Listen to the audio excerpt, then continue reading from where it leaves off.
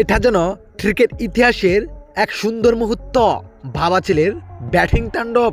হ্যাঁ দর্শক, নোয়াখালীর হয়ে খেলতে এসেছিল মোহাম্মদ নবী ও তার ছেলে হাসান ইয়া শাকিল।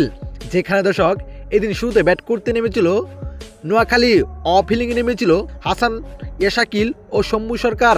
যেখানে দর্শক অবিশ্বাস্য ব্যাটিং তাণ্ডব করেন নোয়াখালী দুই ওপেনার হাসান ইয়া শাকিল ও শম্ভু সরকার। যেখানে দুজনে মিলে প্রায় 60 রানেরও বেশি পার্টনারশিপ করেন। তবে শম্ভু সরকার 48 রানে ফিরে যান। তবে এক প্রান্ত আগলে রেখে অবিশ্বাস্য ব্যাটিং তাণ্ডব করেন মোহাম্মদ নবীর একমাত্র ছেলে হাসান ইয়া শাকিল। যেখানে দর্শক 60 বলে 99 রান করে আউট হয়ে ফিরে যান।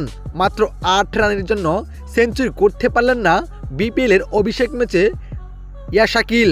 দর্শক মাঝপথে মোহাম্মদ নবী তার সাথে ব্যাটিংয়ে যুক্ত হয়, যেখানে ছেলেকে বারবার দেখিয়ে দিচ্ছিল কিভাবে সেঞ্চুরিটা করা যায়। তবে মোহাম্মদ নবী ফুল টাচ বলে আউট হয়ে টেবিলে এনে ফিরে যান।